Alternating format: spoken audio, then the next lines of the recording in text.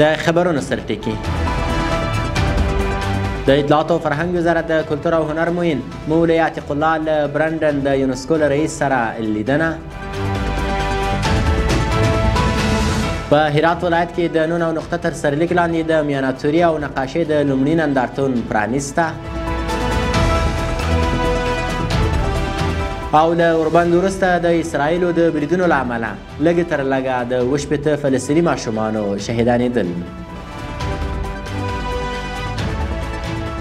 د لوی او مهربانه خدای په سپېڅلي نامه درنو لیدونکو سلام. د نن ورځې خبرونو ته ښه راغلاست. نن شنبه د روان کال د لیندۍ میاشتې لومړۍ نیټه ده.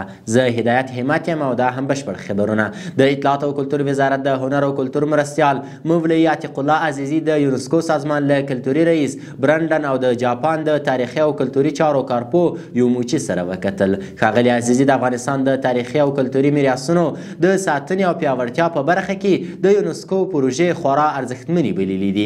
د هنر او کلتور مرستیال دغه راز د هیواد تاریخي او فرهنګي میراثونه د خوندیتوب او ودانولو لپاره د جاپان د تاریخي او کلتوري چارو کارپو له هلو ځلو څخه مننه وکړه. د دې لیدنې په پای کې ټینګار وشو چې افغانستان د تاریخي سیمو د ژغورنې، بیارغونې، د فرهنګي سیمینارونو تنظیم، د هنري پروګرامونو پراختیا او د کلتوري برخې د ظرفیت لوړولو لپاره باید ګټور او عملي ګامونه پورته شي. په هرات کې د لومړي ځل لپاره د نون او نقطه په نوم د میاناتوري او نقاشۍ نندارتون جوړ شو. د نندارتون جوړونکي وایي په دغه نندارتون کې 213 لوی او کوچني د نقاشۍ، میاناتورۍ او هنري اثار نندارې ته ایښودل شوي وو. د نندارتون د جوړونکو په وینا له دې نندارتون څخه موخه د خپلو هنري اثارو پیژندنه او د بومي هنري لپاره د ځوان نسل هڅونه ده.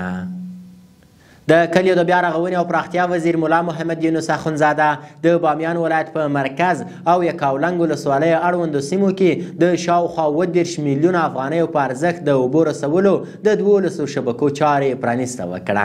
د کلیو د بیا رغونې او پراختیا وزارت وایي چې د دې شبکو د چارو له بشپړېدو سره به له 50,000 زیاتو کسان د څښاک له پاکو اوبو څخه برخمن شي. او د پای خبر دا چې د ملګرو ملتونو د ماشومانو د ملاتړ وجهې صندوقیه یونیسف ویلي دي چې د امریکا په منځګړیتوب په غزه کې د شوي اوربند وروسته دغه د لږ تر لږه 80 فلسطیني ماشومان شهیدان شوي دي.